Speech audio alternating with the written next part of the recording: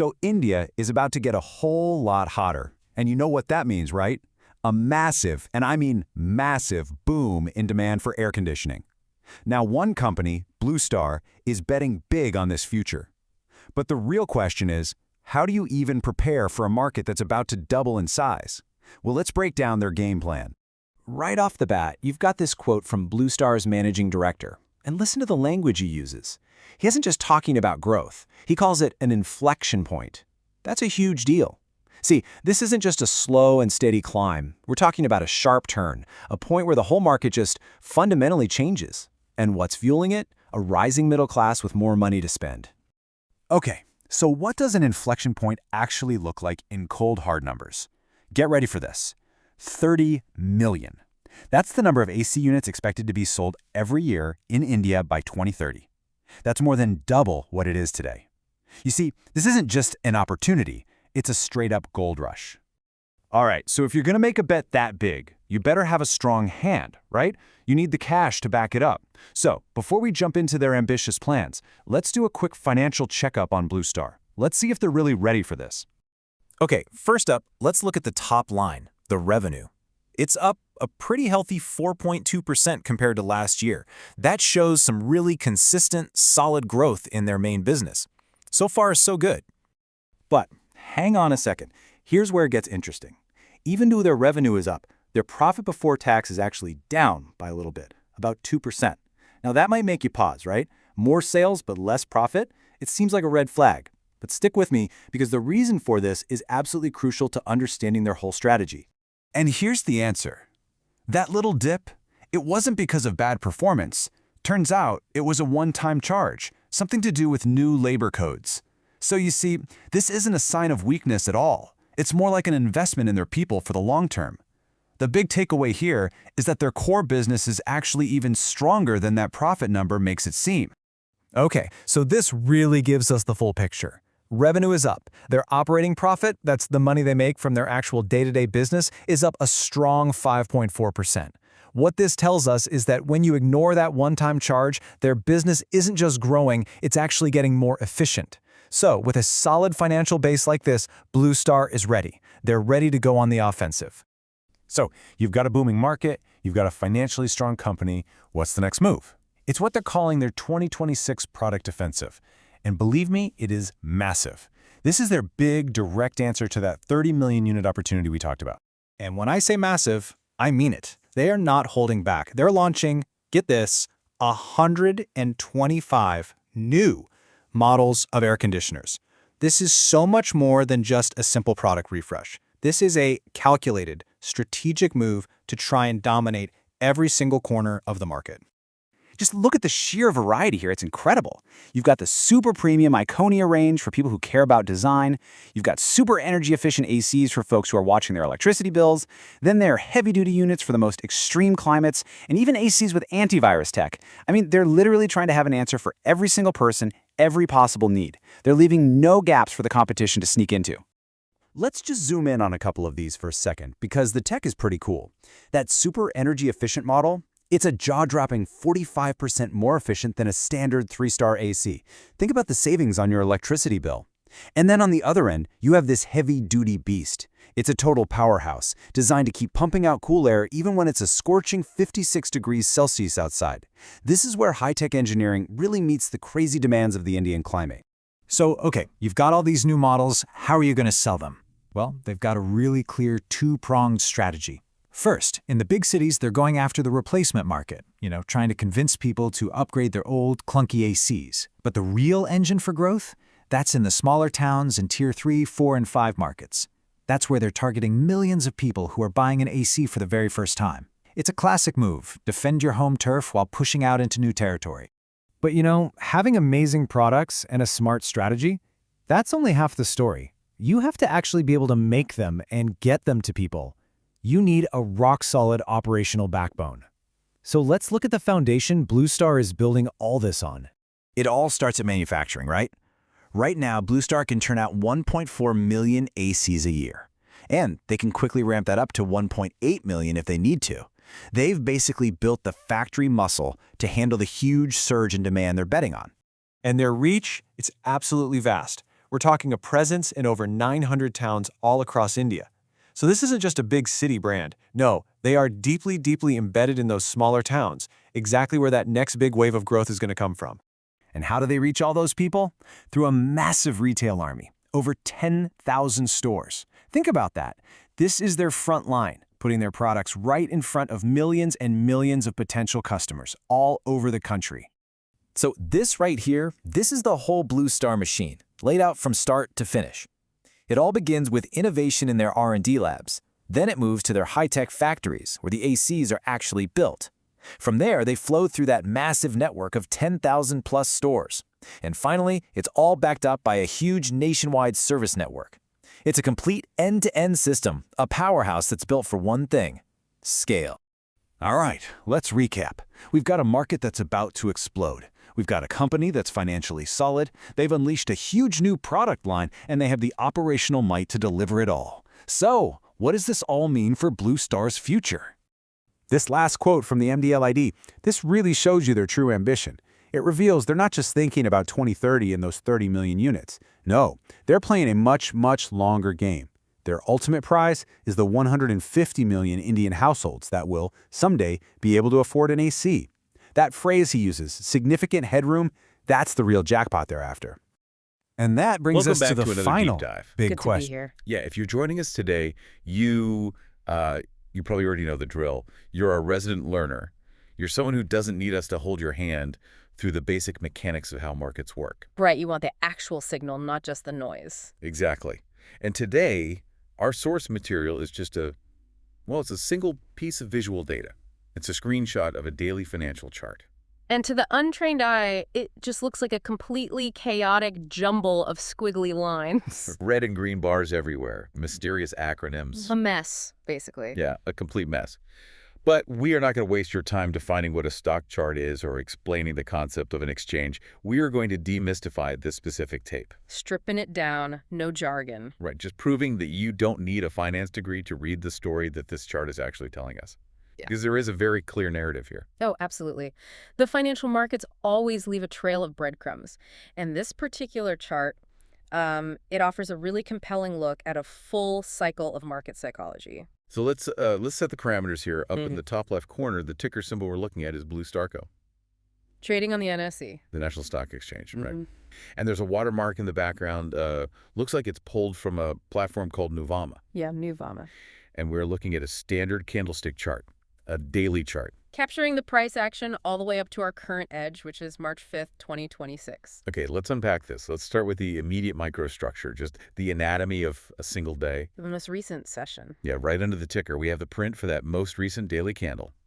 We've got an O for open at 1900.000, an H for high of 1944.00, an L for low of 1871.80, and a C for close at 1886.90. That's a serious daily range. It is. I mean, looking at those specific numbers, you got this 44-point push off the open. It surges up to 1944, but Momentum completely shifts. right, it gets dragged all the way down to a low of 1871.80. That tells me that early optimism was it was crushed. It's a classic battle between buyers and sellers, and on this day, the sellers won decisively. Yeah, settling at 1886.90. Think about the psychology there. You open at 1900, people rush in, driving it to 1944. They're thinking breakout. Breakout, yeah. But then it completely reverses. The selling pressure completely overtakes the morning optimism. Yeah. That is heavy distribution. It's a trap. A total trap. And seeing that specific daily structure, it actually makes a lot more sense when we zoom out a bit. The big picture timeline. Exactly. Let's look at the main price chart and that timeline on the bottom x-axis. It spans a huge chunk of time. Yeah, running from early May all the way to this March 5th, 2026 print. And look at the scale on the right. The y-axis. It's ranging from roughly the 1300s down to the bottom, all the way up to a peak near 2069.50. It is a roller coaster. It really is. When we trace that roller coaster over the past 10 months, the phases are just so distinct. If we connect this to the bigger picture, you can really see the distinct chapters of the story. Start with the summer. Right, on the left side of the chart, through the summer months, you have this gradual, choppy climb. Agonizingly slow. Very slow. It's just grinding higher. But then, right around October and November, Floor falls out. it completely fractures. You get this sharp, dramatic drop plummeting toward the bottom of the chart. Down into the 1300s. Exactly. It's a violent flush. But then the exhaustion hits. And starting in late December, we get this massive, triumphant rally. A total V-shaped recovery. Right. And that morphs into an absolute monster of a markup phase, peaking in early February 2026. Almost hitting 2070. 2069.50, yeah. Before this recent pullback, that brings us to the current 1886.90 level. Which brings me to the overlay, the boundary lines on this main chart. Oh, this is fascinating. It is. Visually, it's really striking. The candlesticks look like they're trapped inside these two undulating green lines. With a red line weaving right through the middle. Right. What is the visual function of those lines? They act like a dynamic envelope. Think of them as an elastic band wrapped around the stock's price. The red line in the middle is the baseline, the mean. And those outer green lines expand and contract based on how wild the price swings are. So they're the extreme limits. Exactly.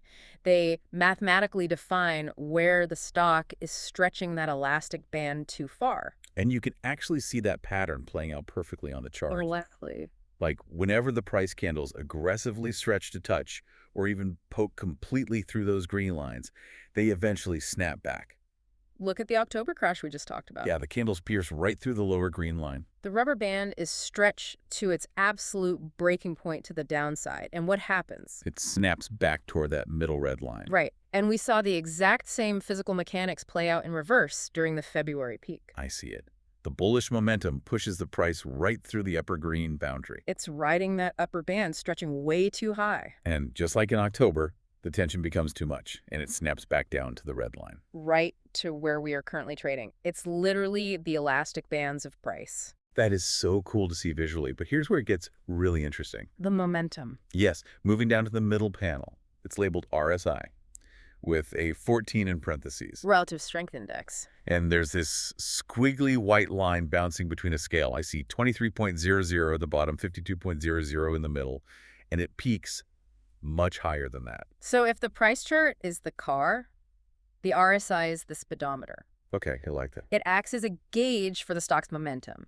It tells you how fast the car is going in either direction. So let's correlate that with the price action we just tracked. Look at that massive price peak in early February 2026. The white RSI line spikes incredibly high. The speedometer was redlining. The upside velocity was mathematically unsustainable. Conversely, during the October plunge, The RSI line crashes. It violently bottomed out right around that 23.00 level. which means the downward momentum was totally exhausted. Exactly. The car basically stalled out. There was no one left to sell. So what does the speedometer say right now? Because looking at the far right of the panel, The white line is hovering just slightly above the 52.0 mark. and it's pointing downwards. Right.